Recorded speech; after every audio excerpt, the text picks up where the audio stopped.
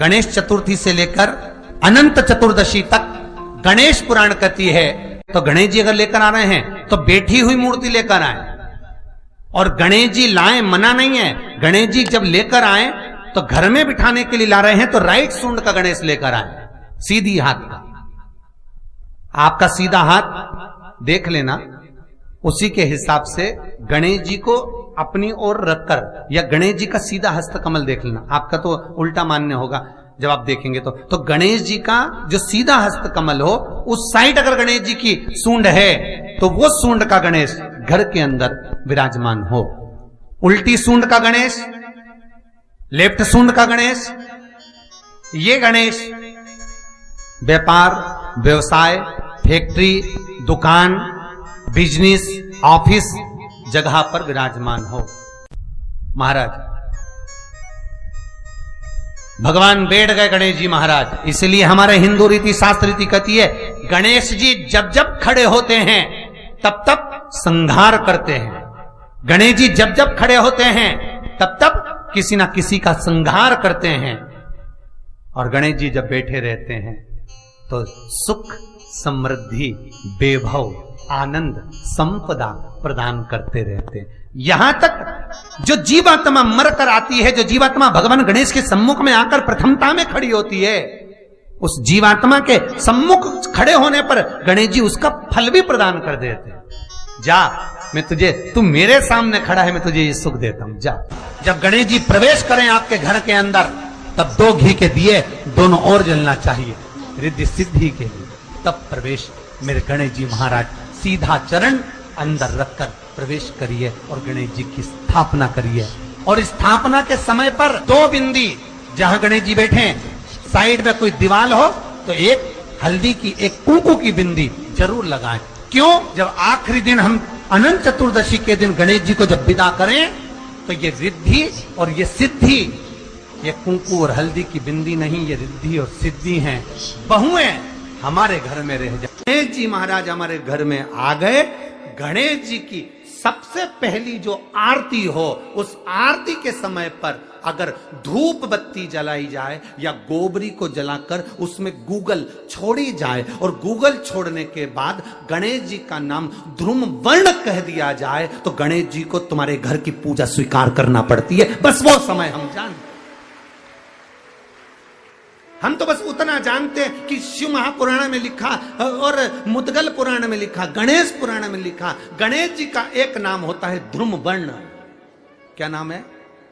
ध्रुम वर्ण गणेश जी का एक नाम होता है। जब हम धूप जलाकर और धूप लगाने के बाद में गणेश जी की सबसे पहली आरती करने के पहले, अगर हम सबसे पहली आरती गणेश जी की कर रहे हो, अपने घर में स्थापना कर रहे हो, बिठा रहे हो, और तुम चाहते हो कि गणेश जी मेरे घर में आके मेरी पूजा को स्वीकार करें और जो मांगू मेरा गणेश मुझे दे 10 दिन के अंदर, तो पहला नाम लेकर पुकार लेना ध्रुम वर्ण विनायक, बैठो, बस काम हो गया। वो फिर ही होकर आता है, वो बैठता है अलमस्तता में।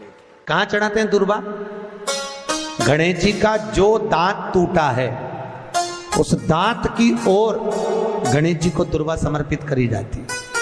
अभी गणेश जी विसर्जन हुए, गणेश जी को जल में विसर्जन किया, तो आपके मन में एक प्रश्न तो खड़ा होगा, आया तो होगा कि गणेश जी के 10 दिन तक बिठाओ, नित्य पूजन करो, ने पाठ करो, ने अर्चना करो, ने 10वें दिन इनके विसर्जन कर दो, और वो भी पानी में कर दो,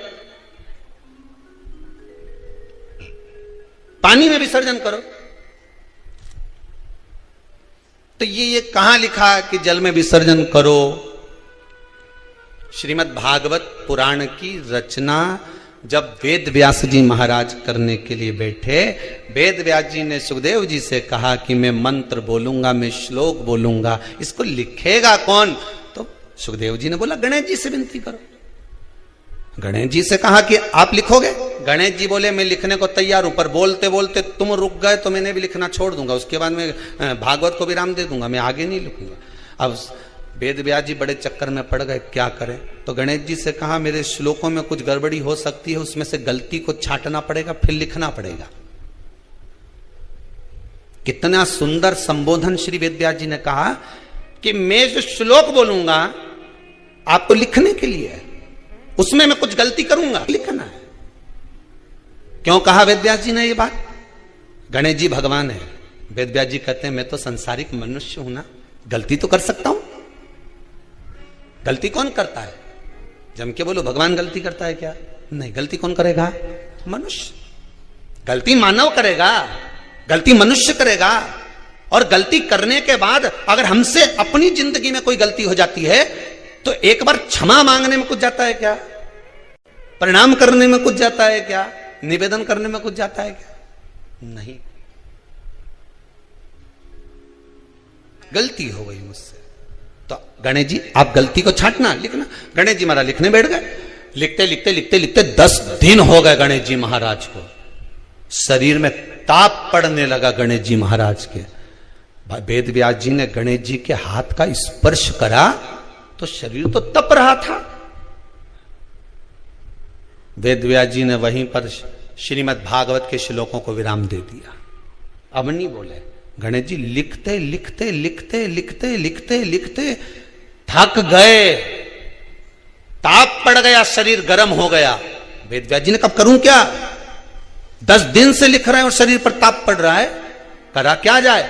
उन्होंने गणेश जी का हाथ पकड़ा, उठाया और कहा चलो प्रभु हमारे साथ में। वेद व्यास जी गणेश जी को ले गए और ले जाकर शीतल जल में श्री गणेश जी महाराज को बिठा दिया। गणेश जी को पानी के अंदर उनको विराजमान कर दिया कि अब आप ताप को थोड़ा ठंडा कर लीजिए।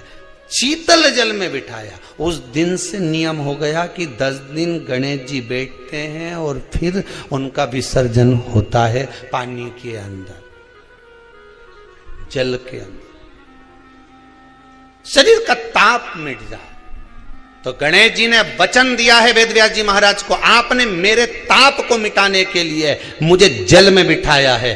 जो मुझे जल में विसर्जन करेगा मेरा ताप तो मिटेगा ही, साथ में जो मुझे जल में विसर्जन करेगा उसके जीवन के भी ताप को मैं मिटा दूंगा, उसके जीवन के ताप को मैं मिटा दूंगा। ताप मिटा दिया।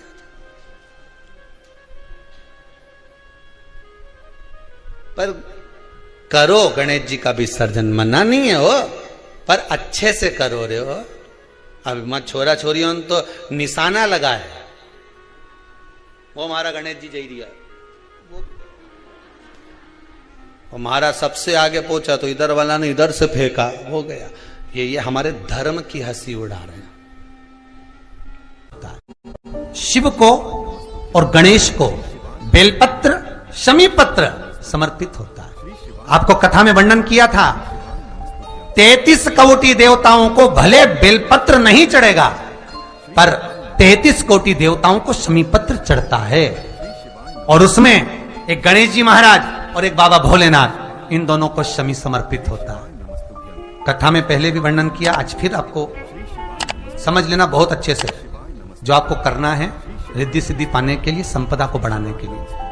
शिव महापुराण की कथा कहती है और गणेश चरित्र अपन श्रवण कर रहे हैं, जिसके घर में संपदा की कमी पड़ती हो, बीमारियां ज्यादा फैल रही हो, बहुत कष्ट हो महाराज, बहुत ज्यादा दुखी हो महाराज, कोई काम नहीं बन रहा, बहुत तकलीफ में हो, तो शमी पत्र, शमी की पत्ती, जहां गणेश जी का स्थान है वहां पर 5 शमी पत्र 5 समर्पित करें और शंकर जी के ऊपर 3 शमी पत्र समर्पित करें। बहुत ध्यान देना, 5 शमी पत्र जहां गणेश जी का स्थान है शिवलिंग में वहां समर्पित करें, 3 शमी पत्र शिवलिंग के ऊपर समर्पित करें। 1 शमी पत्र शंकर जी की चौखट पर लेफ्ट भाग में, जाते समय आपका उल्टा हाथ, जब मंदिर से निकलो तो उल्टे हाथ पर लेफ्ट भाग में शंकर जी की चौखट पर समर्पित करें 1 शमी पत्र। और महाराज का दिया जहां लेफ्ट भाग में आपने शमी पत्र रखा है, मंदिर में ना दिया लगाकर बाहर की ओर जहां शमी पत्र रखा है उसके ठीक साइड में एक घी का दिया लगा दीजिए।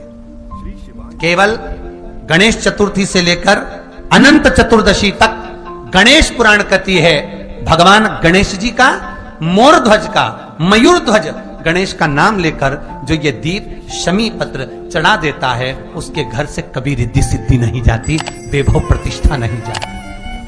कर देखना, अगले साल तक आपका व्यापार कितना चलता है हमको बताना जरूर, करके देखो एक बार। गणेश पुराण का, शिव महापुराण का यह प्रसंग करिए, जीवन में उतारिए। चतुर्थी से लेकर अनंत चतुर्दशी तक गणेश जी का मूल स्थान। आपको गणेश जी की मूर्ति पे चढ़ाने का नहीं बोल रहा। क्यों नहीं बोल रहा है? क्योंकि गणेश जी की आप प्रतिष्ठा करोगे तो वो टेम्परेरी है, 10 दिन के लिए कर दिया, फिर वापस विसर्जन कर दिया। पर जहां शंकर मंदिर में बैठ गए, शिवलिंग स्थापित हो गया, वहां ना जाने कितने समय से शंकर की आराधना हो रही है, वहां गणेश जी सदा विराजमान है। और देखो ये 10 दिन में अगर आपने शमी पत्र बिल्कुल मन से समर्पित करा है ना, तो मेरा विश्वास कहता है शिव महापुराण का, मेरे बाबा विश्वनाथ की कृपा कहती है, मेरा मन कहता है 10 दिन के अंदर आप शमी चढ़ाएंगे ना तो कुछ ना कुछ अच्छी की प्रियता है दुर्वा। क्या प्रियता है? दुर्वा। कितनी दुर्वा गणेश जी को समर्पित करी जाती है? मात्र 5। कितनी? आज के जमाने में लोग गट्ठा बनाकर चढ़ा दें, वो अपनी जगह पर है। 5 दुर्वा पंचम इंद्रियों को वश में करने के लिए और भगवान के 5 जो स्वरूप हैं उनको अपने भीतर उतारने के लिए 5 दुर्वा। और दुर्वा में भी 3 गांठ। जब दुर्वा समर्पित करी जाती है तो उसमें नीचे दुर्वा की डंडी पर गांठ रहती है, 3 छोटी छोटी गांठें होना चाहिए। कितनी गांठ? जो भगवान को समर्पित करी जाए। जिस अमृत के बूंद से प्रकट हुआ है पान का पत्ता। 33 कोटि देवताओं के पूजन में, पाठ में, अर्चना में ये अमृत का पत्ता काम आएगा। जिस जल के पात्र में यह पत्ता रखा रहेगा वो जल क्षीर सागर के अमृत तुल्य हो जाएगा। क्षीर सागर के अमृत तुल्य। तुझे प्रथम गिनती में गिनाता हूं, देवताओं का आधिपत्य तुझे प्रदान करता हूं। सारे देवों में तू प्रथम गिनती में गिना जाएगा, प्रथम पूज्य माना जाएगा। बस शंकर भगवान ने वर दिया, थोड़ी देर बाद कार्तिकेय महाराज आ गए। कौन आए? जम के बोलो जरा। कार्तिकेय। और कार्तिकेय जी आए और आकर बोले, पिताजी दंडवत करा, प्रणाम करा, साष्टांग करा, मैं परिक्रमा कर कर आ गया। मैंने परिक्रमा करा। अब इधर तो देवता सब, सारे देवता मिलकर अक्षत छोड़ रहे गणेश जी के ऊपर, स्वस्ति वाचन हो रहा, लोग प्रणाम कर रहे, नमन कर रहे, लोग आवाज लगा रहे, श्री गणेश जी महाराज की। अब सारी दुनिया में आवाज लग रही गणेश जी। तो कार्तिकेय ने पूछा, माँ ये गणेश जी का जय घोष क्यों हो रहा है? गणेश जी के जयकारे क्यों हो रहे हैं? गणेश जी के लिए इतना जय घोष? तो माता पार्वती ने भगवान शंकर के शब्दों को कार्तिकेय को सुनाया। कार्तिकेय रो पड़े, माँ मैं परिक्रमा कर कर आया, गणेश जी ने केवल आपकी परिक्रमा लगा ली, आपने उसको प्रथम गिनती में मान लिया। माँ उसने बुद्धि का परिचय दिया और मैंने कर्म का परिचय दिया। बुद्धि का परिचय, कर्म का परिचय।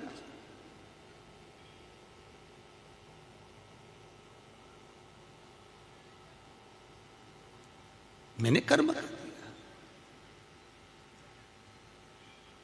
महाराज व्यक्ति को उसके भाग्य का मिलता है कि कर्म का मिलता है?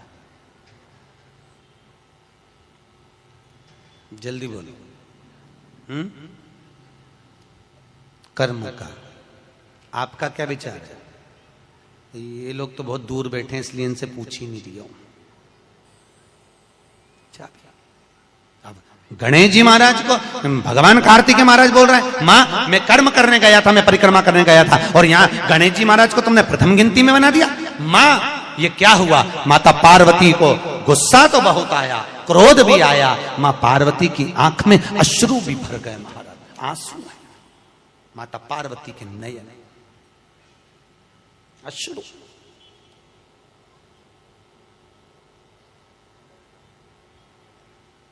मां खड़ी हो गई। माता पार्वती ने आज खड़े होकर भगवान भोलेनाथ जी से निवेदन करा, आपने अपनी जिंदगी की ये गलती कर दी। क्या गलती? शंकर भगवान पूछ रहे हैं, कौन सी गलती?